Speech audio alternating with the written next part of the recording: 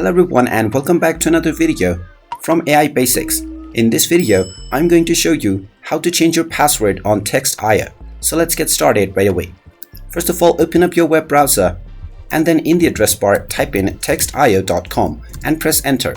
You will then be taken into the official Text.io website.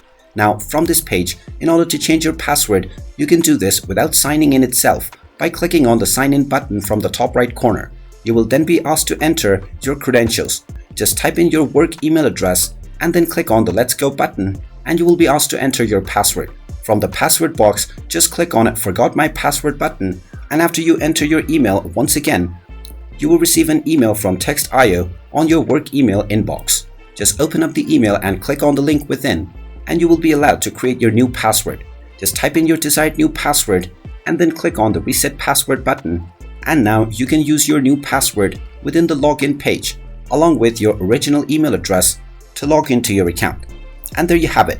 That is how you can change your password on Text.io. If you find this video helpful, make sure you hit that like button and subscribe to our channel if you haven't done so already. Also ring that notification bell to never miss another update from us.